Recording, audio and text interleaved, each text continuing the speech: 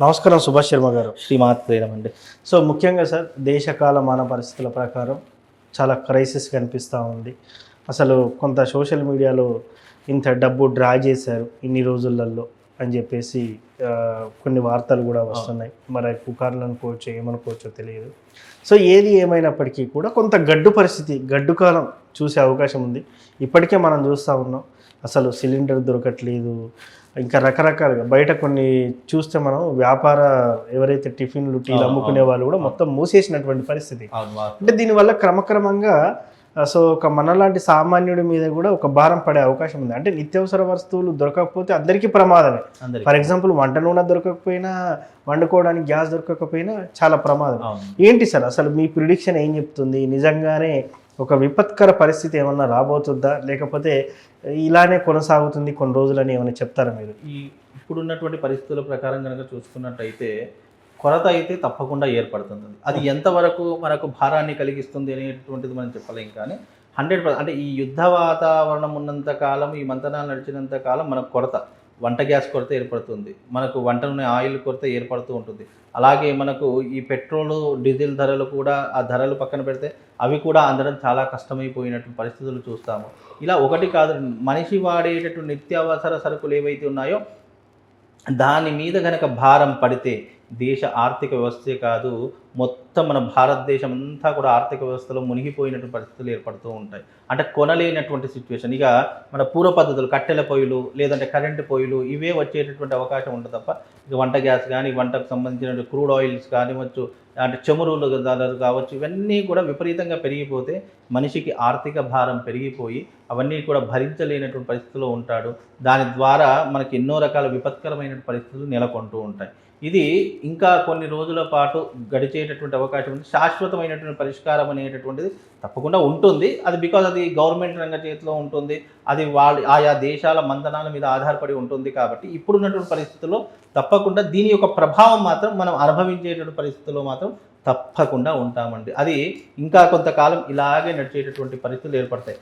దాదాపుగా జూన్ 25వ తారీఖు వరకు ఇలాంటి గడ్డు కాలం అయితే మనకు తప్పదు. కొరత ఏర్పడుతుంది. జూన్ 25 వరకు ఇలాంటి కొరత ఏర్పడే తర్వాత చక్కబడేటటువంటి పరిస్థితులు తప్పకుండా ఏర్పడతాయి. అంటే గురువు యొక్క మార్పు వల్ల ఫైనాన్షియల్స్ నుంచి కొంతవరకు మనం ఉపశమనం అంటే మన దేశ ఆర్థిక వ్యవస్థ ఉపశమనం పొందేటటువంటి అవకాశం ఉంటుంది. దీని యొక్క మార్పులు చేర్పులు జరగడానికి జూన్ 25వ తారీఖు వరకు దీని యొక్క భారాన్ని మనం అనుభవించక తప్పదు. జూన్ 25 దాటిందా మళ్ళీ యథావిధిగా మన పనులన్నీ కొనసాగుతాయి. మళ్ళీ ధరలు అనేవి తగ్గేటటువంటి ప్రయత్నాలు ఏర్పడతాయి. అంటే యుద్ధ వాతావరణం తగ్గుతుంది, పెట్రోల్ డీజిల్ కూడా ఇప్పుడు పెరుగుతున్నటువంటి పరిస్థితి ఇప్పుడు పెరుగుతుంది. కాబట్టి మళ్ళీ యుద్ధ వాతావరణం తగ్గేటటువంటి అవకాశాలు జూన్ 25 తర్వాత మనకు అన్ని విషయాలు తెలుస్తాయి. అంటే దేశ మంతనాలు జరుగుతూ ఉంటాయి. పరిస్థితుల ప్రకారం మార్పులు చేర్పులు జరిగేటటువంటి పరిస్థితులు ఏర్పడతాయి. జూన్ 25వ తారీఖు మహత్తరమైనటువంటి రోజు. ఆ రోజున దేశ ప్రజలందరూ కూడా శుభవార్తను వినేటటువంటి పరిస్థితులు ఏర్పడుతూ ఉంటాయి.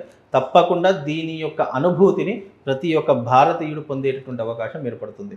ఒకవేళ గనక ఇది వికటించిందా అంటే గనక మన భారతదేశంలో అల్లకల్లోలాలు మొదలవుతాయి. వికటించడం అంటే దేశ మంతనాలు కావచ్చు, లేదు అంటే వాళ్ళ ఒప్పందాలు మనం ఒప్పుకోకపోయినా దేశం ఇక మనం యుద్ధాన్ని ఎదిరించక తప్పదు.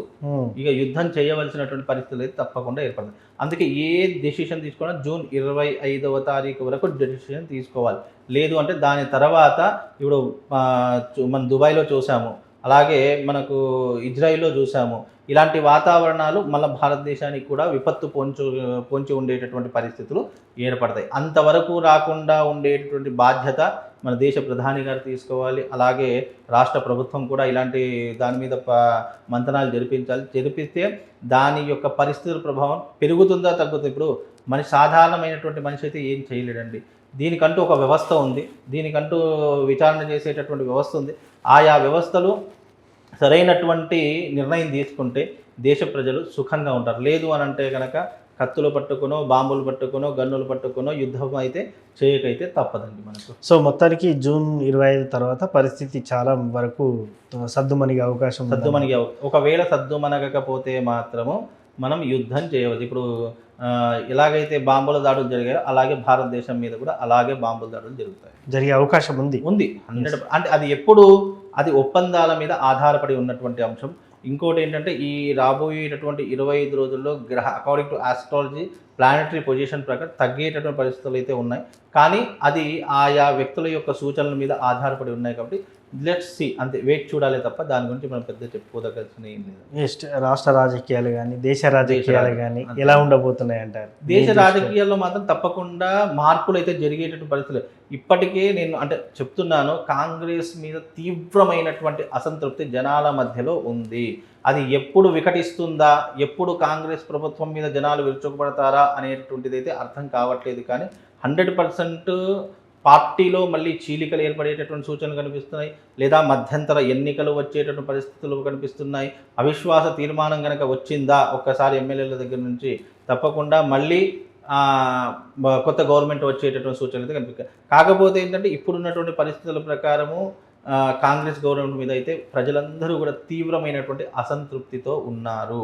కాబట్టి దాని ద్వారా ఏదైనా ఎఫెక్ట్ జరిగేటటువంటి సూచన కూడా మనకు కనిపిస్తుందండి. కేంద్ర రాజకీయాలు ఎలా ఉండబోతున్నాయి? కేంద్ర రాజకీయాలు కనుక చూసుకున్నట్టయితే ఇప్పుడున్న పరిస్థితుల్లో కేంద్ర రాజకీయాలు కూడా, కేంద్ర ప్రభుత్వాలలో కూడా ఎన్నో రకాలైనటువంటి తీవ్రమైన విమర్శలు ఏర్పడుతూ ఉంటాయి. అలాగే పార్టీల మధ్య విభేదాలు ఏర్పడుతూ ఉంటాయి, దూషించుకునేటటువంటి పరిస్థితులు ఏర్పడతాయి. దాని ద్వారా రాజకీయాల్లో ఎన్నో రకాల మార్పులతో పాటు ఎమ్మెల్యేలు కానీ ఎంపీలు కానీ మార్పులు చేర్పులు జరిగేటటువంటి పరిస్థితులు ఏర్పడుతూ ఉంటాయి. డబ్బులకు అమ్ముడుపోయో లేదు అంటే ఇతరితర అవసరాల కోసం రాజకీయాలలో మార్పులు ఏర్పడి ఒకరినొకరు దూషించుకొని, కొట్టుకొని, తిట్టుకొని ఎన్నో రకాలైనటువంటి మీడియాకు ఇదొక అద్భుతమైనటువంటి అవకాశం అని చెప్పుకోవచ్చు. ఎందుకంటే ఎన్నో రకాలైనటువంటి కాంట్రవర్సీలు వచ్చేటటువంటి పరిస్థితులు రాష్ట్ర రాజకీయాల్లో అలాగే కేంద్ర రాజకీయాల్లో తప్పకుండా ఏర్పడతాయండి. సో ఇవన్నీ ఎప్పటి వరకు సర్దుమనే అవకాశం ఉంది? ఇవి కూడా జూన్ 25 అని చెప్పి లేదండి, ఇది దాదాపుగా ఒక నెల రోజుల పాటు, అంటే జూలై వరకు అయితే ఈ యొక్క పరిస్థితులు అనేటువంటి మీకు జూలైలో కూడా ఇప్పుడే చెప్తున్నాను, రాసి పెట్టుకోండి.